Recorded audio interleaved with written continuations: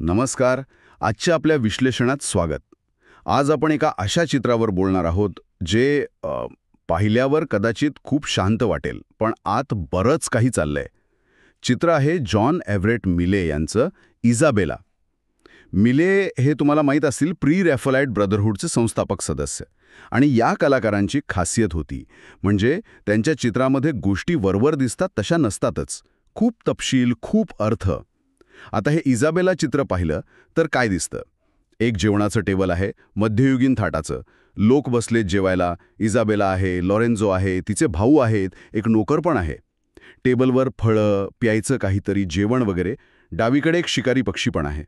म्हणजे एक साधं कौटुंबिक जेवण वाटतं, नाही का? हो, अगदी तसंच वाटतं पहिल्यांदा.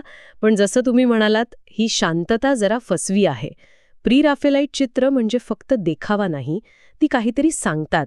मिले याने हे चित्र कीट्सच्या कवितेवर आधारित केलंय. इसाबेला आणि लॉरेन्झोची ती दुःखद कहाणी.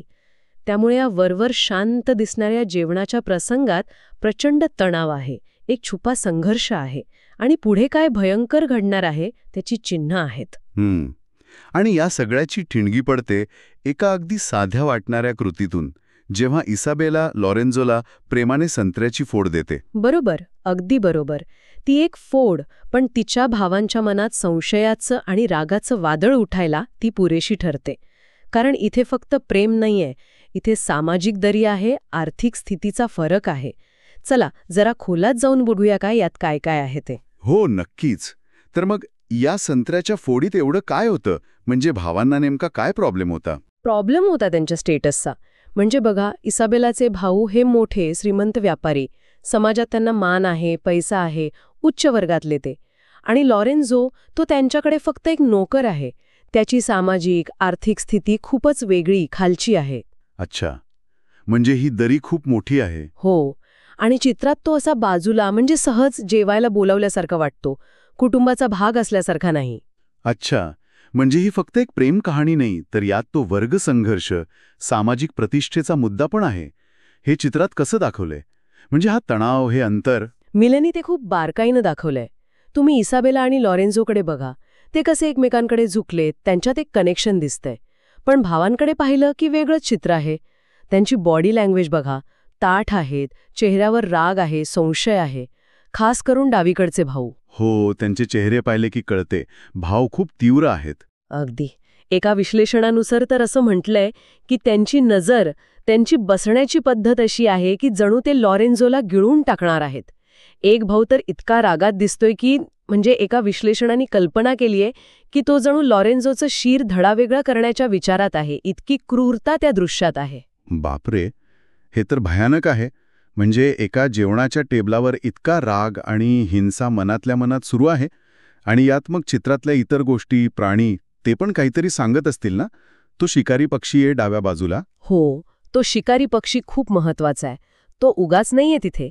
अभ्यासक म्हणतात की तो भावांच्या मनात जी दाबलेली हिंसक वृत्ती आहे ना, ती दाखवतो.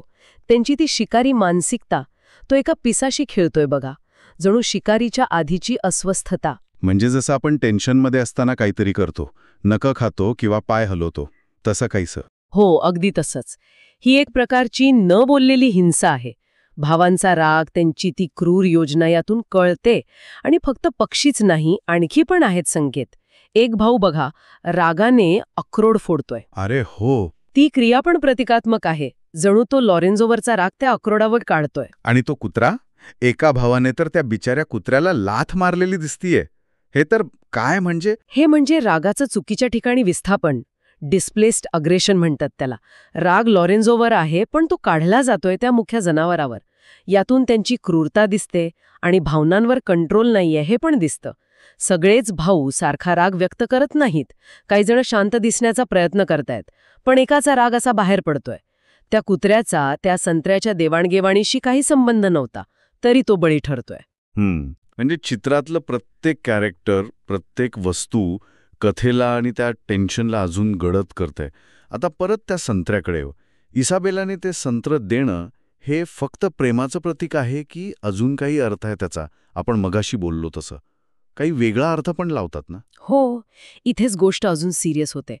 काही कला अभ्यासकांच्या मते, विशेषतः या चित्राच्या आणि कथेच्या संदर्भात, कापलेलं संत्र ते कापलेल्या डोक्याचं प्रतीक म्हणूनही वापरलं गेलं आहे. काय सांगताय? हो, कदाचित त्याचा तो गोल आकार आणि रसरशीतपणा त्यामुळे असेल. तर इसाबेलानी लॉरेन्झोला दिलेली ती संत्र्याची फोड, जी वरवर प्रेमाची निशाणी वाटते, ती नकळतपणे त्याच्या होणाऱ्या भयंकर मृत्यूची, म्हणजे शीर कापले जाण्याची सूचना ठरते. ही शक्यता त्या दृश्याला एकदम वेगळा, खूप गडद अर्थ देते. अविश्वसनीय. म्हणजे एका साध्या जेवणाच्या दृश्यात इतके अर्थ, इतका संघर्ष, इतकी प्रतीकं. कमाल आहे. हेच प्री रॅफेलाइट कलाकारांचं वैशिष्ट्य म्हणायचं मग. मिलेनी फक्त कथा नाही सांगितली, त्यांनी भावनांचा कल्लोळ, सामाजिक तणाव आणि तो न दिसणारा धोका सगळं एका फ्रेममध्ये पकडले. नक्कीच. मिले आणि त्यांच्यासारख्या कलाकारांनी कलेकडे बघण्याचा दृष्टिकोनच बदलला. चित्रांना फक्त सुंदर दिसण्यापुरतं नाही ठेवलं, तर त्यांना विचार करायला लावणारा अनेक अर्थांनी भरलेलं माध्यम बनवलं. इसाबेला हे त्याचं अगदी उत्तम उदाहरण आहे. यात प्रेम आहे, द्वेष आहे, सामाजिक दरी आहे, सूड आहे, भीती आहे, सगळ्या भावना एकत्र आहेत. या चित्राचं विश्लेषण करताना एक गोष्ट मात्र अगदी स्पष्ट होते की कोणतीही कलाकृती किंवा कोणतीही परिस्थिती ती वरवर दिसते तशी नसते. आपण खोलात गेलो की अनेक अर्थ सापडतात, अनेक बाजू दिसतात. अगदी बरोबर. हे चित्र आपल्याला हेच शिकवतं की बारकावे किती महत्वाचे असतात. एक साधा हावभाव, एखादी वस्तू, रंगांचा वापर, या सगळ्या गोष्टी मिळून एक मोठी गोष्ट सांगतात. मिलेनी माणसाच्या मनातली गुंतागुंत आणि समाजातल्या वर्गांमधला संघर्ष खूप प्रभावीपणे दाखवलाय. तर या चर्चेतून आपण काय महत्वाचं घेऊ शकतो?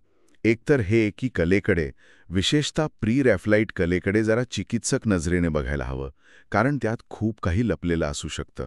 आणि दुसरं म्हणजे आपल्या आजूबाजूला घडणारे साधे वाटणारे प्रसंग, त्यांच्या मागेही कदाचित मोठे संघर्ष किंवा न सांगितलेल्या कथा असू शकतात. आणि इथेच एक विचार करण्यासारखा मुद्दा येतो पुढे. जसं या चित्रात आहे, तसंच आपल्या रोजच्या आयुष्यात, आपल्या आजूबाजूला अशा किती गोष्टी असतील, किती व्यक्ती किंवा परिस्थिती असतील, ज्या वरवर शांत, सामान्य वाटतात, पण त्यांच्या आत काहीतरी वेगळंच, जास्त गुंतागुंतीचं किंवा कदाचित धोकादायक वास्तव लपलेलं असेल. हां, खरंच विचार करायला लावणारा प्रश्न आहे. इसाबेला चित्रातला तो छुपा तणाव, ते वरवरचे संबंध आणि आतून धुमसणारा राग पाहिल्यावर वाटतं की आजच्या जगातही आपल्याला असे अनेक इसाबेला आणि लॉरेन्झो दिसत असतील का? किंवा अशाच सामाजिक विषमतेमुळे तयार होणारे संघर्ष, जिथे वरवरच्या औपचारिकतेमागे किंवा शांततेमागे मोठे तणाव, न बोललेल्या गोष्टी आणि न दिसणारे धोके लपलेले आहेत. यावर नक्कीच अजून विचार करता येईल.